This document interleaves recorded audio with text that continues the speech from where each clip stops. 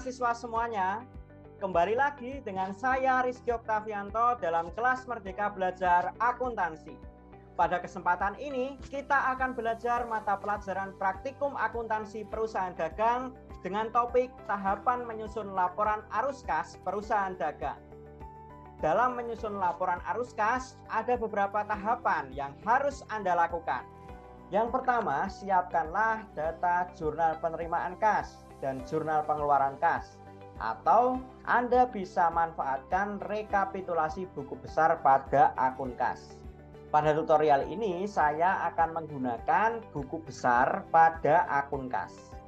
Contohnya pada UD Mas I terdapat data buku besar untuk akun kas, yakni yang terdiri dari saldo awal, pinjaman bank, menerima pelunasan piutang, dan lain sebagainya. Dengan total debit 174 juta dan total kredit Rp64.910.000 dengan saldo kas Rp109.090.000. Nah, dari sini akan kita buat laporan arus kasnya. Dalam membuat laporan arus kas ada beberapa hal yang perlu Anda cantumkan. Yang pertama, nama perusahaan, kemudian laporan arus kas, dan periode pelaporan arus kas. Yang pertama yang harus Anda tuliskan adalah saldo awal periode. Dalam hal ini adalah saldo awal 1 Desember tahun 2020. Bisa kita lihat di buku besarnya, saldo awalnya adalah 50 juta. Maka kita masukkan di sini.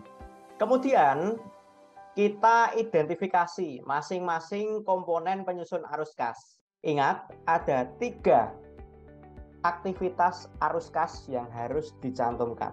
Yang pertama adalah arus kas dari aktivitas operasi, yang kedua arus kas dari aktivitas investasi, dan yang ketiga arus kas dari aktivitas pendanaan.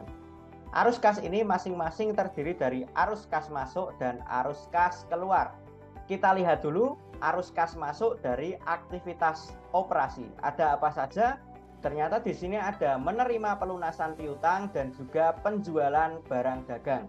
Menerima pelunasan piutang ada 40 juta dan penjualan barang dagang 14 juta. Marilah kita input satu persatu. Yang pertama adalah menerima pelunasan piutang.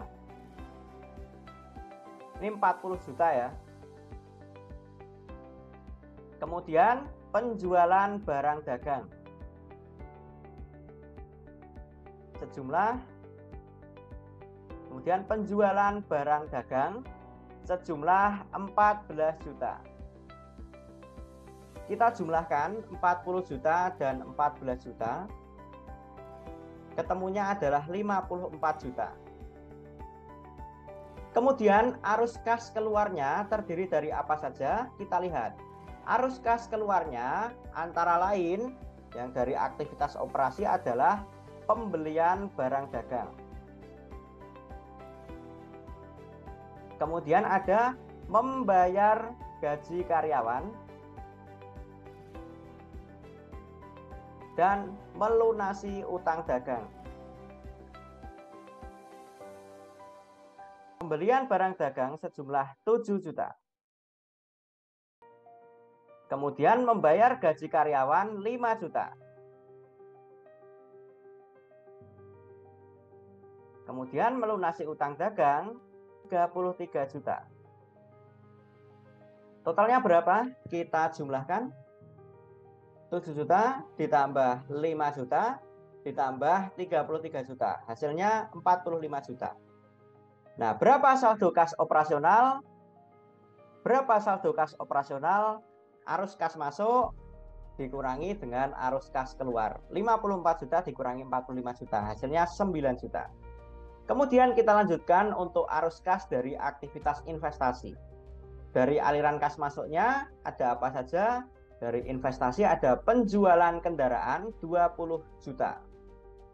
Kita tulis penjualan kendaraan 20 juta.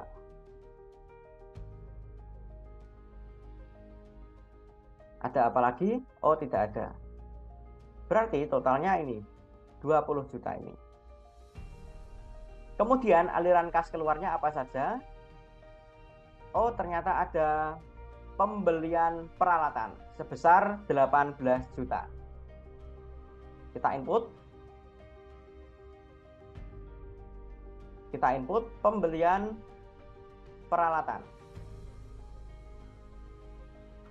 18 juta. Totalnya sama ya, 18 juta. Kemudian saldo investasi didapat dari aliran kas masuk dikurangi dengan aliran kas keluar 2 juta rupiah. Kemudian kita lanjutkan untuk arus kas dari aktivitas pendanaan. Ada apa saja? Aliran kas masuknya ternyata ada pinjaman dari bank 50 juta.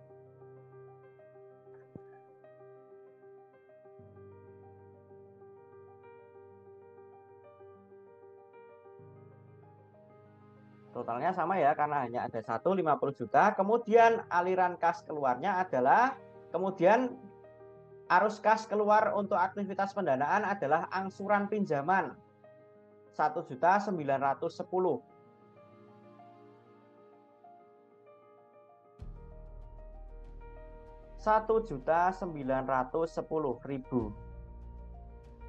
Totalnya berarti sama 1.910.000 ya. Kemudian saldo kas pendanaan dapat dari 50 juta dikurangi 1.910.000, hasilnya 48.090.000. Maka saldo akhir per 31 Desember didapat dari 50 juta saldo awal ditambah saldo kas operasional ditambah saldo kas investasi dan ditambah saldo kas pendanaan.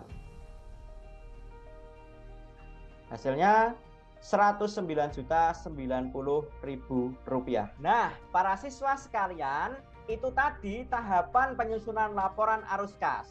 Sekarang sudah paham kan cara menyusun laporan keuangan perusahaan dagang? Semoga ilmu yang kita pelajari bersama dapat bermanfaat ya.